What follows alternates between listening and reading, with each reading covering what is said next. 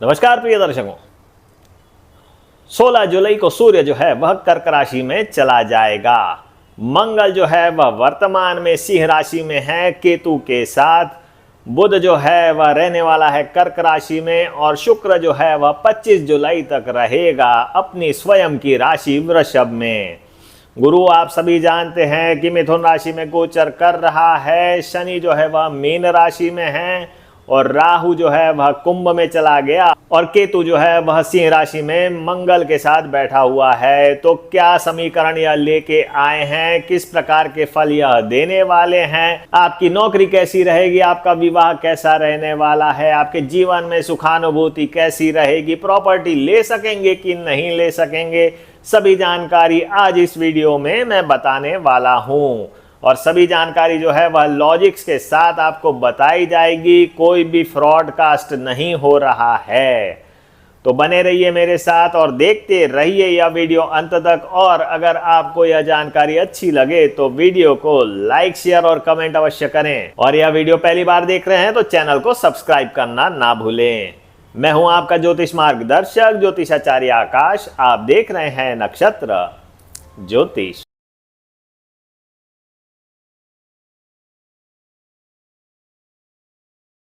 आज हम चर्चा करने वाले हैं मीन राशि के बारे में। और मीन राशि के जातक जो कि शनि के गोचर के वजह से 7.5 से परेशान भी हैं, साथ ही साथ अन्य और ग्रहों के समीकरण जो है उसके वजह से भी कुछ न कुछ परेशानियां चल रही है। आज हम जानेंगे कि सूर्य, मंगल, बुध और शुक्र किस प्रकार के परिणाम देने वाले हैं। सर्वप्रथम बात करते हैं आपके आत्मा के कारक की, आपके आंखों के कारक की, आपके पिता के कारक की और सरकारी नौकरी के कारक। जी हाँ, मैं बात कर रहा हूं सूर्य की। तो सूर्य जो है वह क्या परिणाम देगा मीन राशि वाले जातकों के लिए, चर्चा करते हैं। सूर्य जो है वह 6वें भाव का स्वामी हो जाता है मीन राशि वाले जातकों के लिए। साथ ही साथ यह वर्तमान में गोचर कर रहा है मिथुन राशि में। मिथुन राशि जो कि हो जाती है चतुर्थ भाव में और इसने इस प्रकार से एक्टिवेट कर दिया चतुर्थ भाव और 6वां भाव।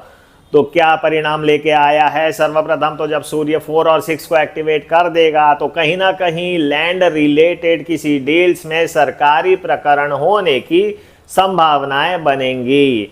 साथ ही साथ इस बात का आपको ध्यान रखना है, अगर आपकी सूर्य की महादशा अंतर्दशा चल रही है और लैंड डील्स आप करते हैं, अगर आप कहीं ना कहीं प्रॉपर्टी खरीदते हैं तो ध्यान रखें कि कहीं ना कहीं विवादास्पद प्रॉपर्टी ना मिले। साथ ही साथ चतुर्थ भाव में अगर 6ठे भाव का स्वामी बैठ जाए तो विवाद तो होते हैं, सुखानुभूति कम हो जाती है और किसी न किसी प्रकार से विवाद घर में चलते रहते हैं। हार्ट रिलेटेड प्रॉब्लम्स हो सकती है, आपका आत्मबल जो रहेगा वो कमजोर रहेगा, पिता की बीमारी से भी आप परेशान रह सकते हैं या उनकी वजह से किसी न किसी प्रकार की दिक्कत आपको आ सकती है। नौकरी के बारे में देखें तो 6वां भाव और 4थे भाव का एक्टिवेशन किसी प्रकार से कोई आपको लाभ नहीं दे रहा, वह सिचुएशन को नॉर्मल ही बनाए रखेगा, परंतु कहीं ना कहीं आपके जो बॉस लोग हैं उनके साथ आपके संबंध खराब होने की संभावनाएं यह दर्शाता है। साथ ही साथ नौकरी के अलावा आपके व्यवसाय में है तो व्यवसाय में भी आपको बहुत ज़्यादा प्रॉफिटेबिलिटी नहीं दर्शा रहा है। अब देखेंगे कि बाद में जब यह कर्क में चला जाएगा तो क्या रिजल्ट देगा, परंतु जब तक के यह मिथुन राशि में है तो कहीं ना कहीं कुछ निगेटिव एस्पेक्ट यह लेके ही बैठा है। सुखानुभूति कम होगी, प्रेम संबंध और वैवाहिक जीवन में थोड़ा कष्ट होने की पूर्ण संभावनाएं यह दर्शाता है। संतान के साथ भी संबंध कुछ खास नहीं रहेंगे। तो ओवरऑल देखा जाएगा तो कहीं ना कहीं सूर्य जो है अच्छे परिणाम नहीं दे रहा, परंतु अगर आप विद्यार्थी हैं तो शिक्षा के लिए यह बहुत उत्तम समय माना जाएगा, क्योंकि सूर्य चतुर्थ भाव में आप अगर लॉ करते हैं या आप किसी प्रकार से कॉम्पिटिटिव एग्जाम्स देते हैं तो उसमें आपको यह लाभ पहुंचाने की स्थिति में है।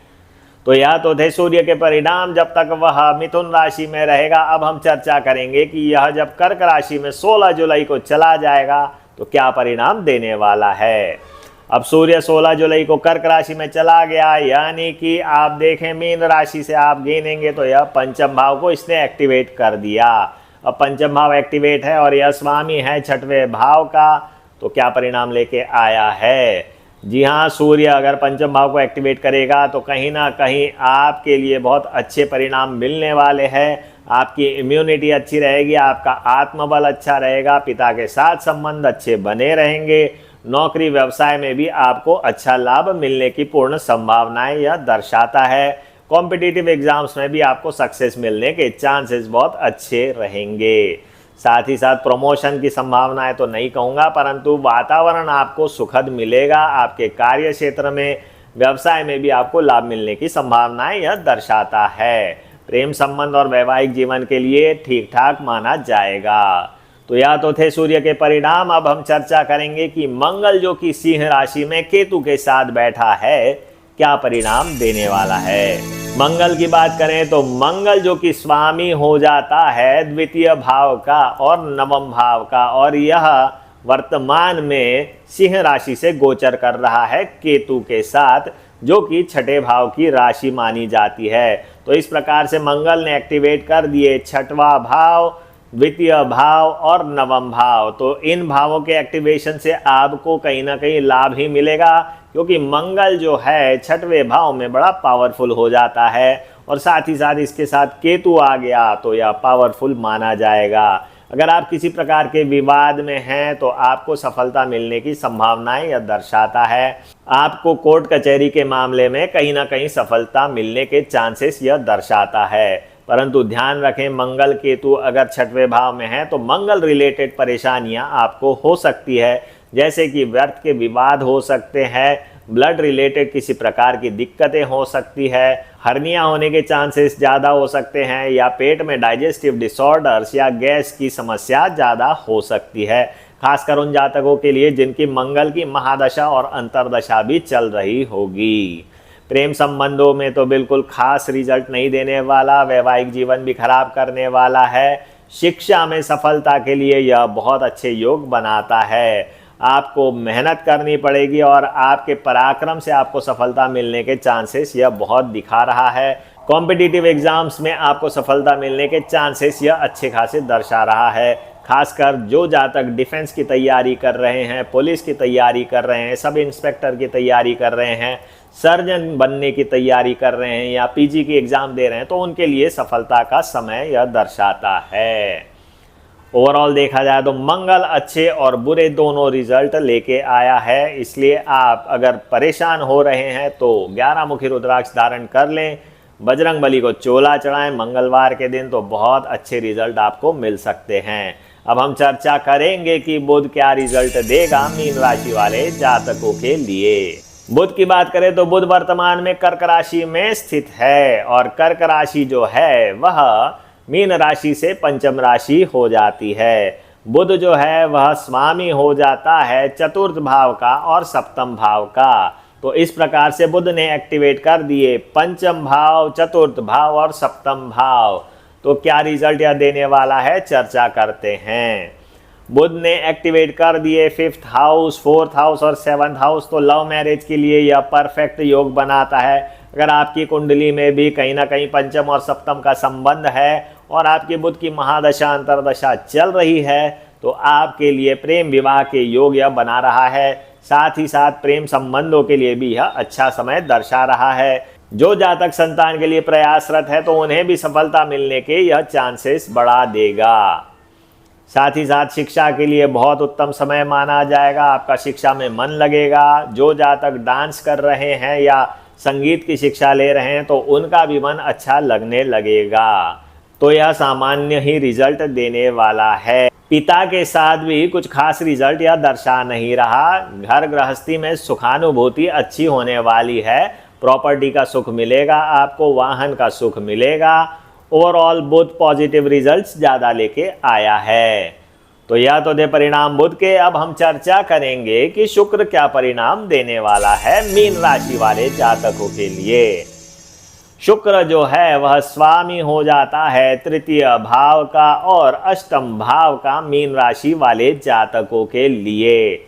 साथ ही साथ आप ध्यान रखें कि वर्तमान में जो शुक्र है वह गोचर कर रहा है अपनी स्वयं की वृषभ राशि में, यानी कि तृतीय भाव में। तो इस प्रकार से शुक्र ने एक्टिवेट कर दिए तीसरा भाव और अष्टम भाव। अब शुक्र जो है आपकी लग्जरी का कारक माना जाता है, परंतु यह रिजल्ट सब उल्टे देने वाला है। शुक्र के बहुत निगेटिव रिजल्ट मिलेंगे। लग्जरी में आप ज़बरदस्ती के खर्चे करने वाले हैं, ओवरबर्डन हो जाएगा। लोन लेकर के आप लग्जरियस लाइफ जीने की कोशिश करेंगे तो और परेशान हो जाएंगे। वैवाहिक जीवन में कहीं ना कहीं विवाद की स्थिति यह दर्शा रहा है। ओवरऑल शुक्र आपके पढ़ाई के लिए भी अच्छा नहीं है। ओवरऑल शुक्र आपके पढ़ाई के लिए भी अच्छे रिजल्ट नहीं दे रहा। आपका मन नहीं लगने वाला है। व्यर्थ के विचारों में आप समय गंवा देंगे। इलेक्ट्रॉनिक गैजेट्स में भी आपका समय बहुत ज़्यादा बर्बाद होने वाला है। तो यह तो थे शुक्र के परिणाम, सूर्य के परिणाम, मंगल के परिणाम और बुध के परिणाम। और अगर आपको यह वीडियो अच्छा लगे, जानकारी अच्छी लगे, तो वीडियो को लाइक, शेयर और कमेंट अवश्य करें। चैनल में पहली बार आए हैं तो चैनल को सब्सक्राइब करना ना भूलें। अगर आपको किसी प्रकार की समस्या चल रही है जिसका समाधान आप ज्योतिष के माध्यम से ढूंढ रहे हैं, तो आप दिए हुए नंबर्स पे हमसे संपर्क कर सकते हैं। हमारा ऑफिस भोपाल में है। आपको रुद्राक्ष चाहिए, रत्न चाहिए, यंत्र चाहिए, शालिग्राम चाहिए या अन्य कोई भी ऐसी वस्तु जो रिलीजियस है और लीगल है, तो वह आप हमसे मंगवा सकते हैं। आज के लिए इतना ही प्रिय दर्शकों। जय भारत।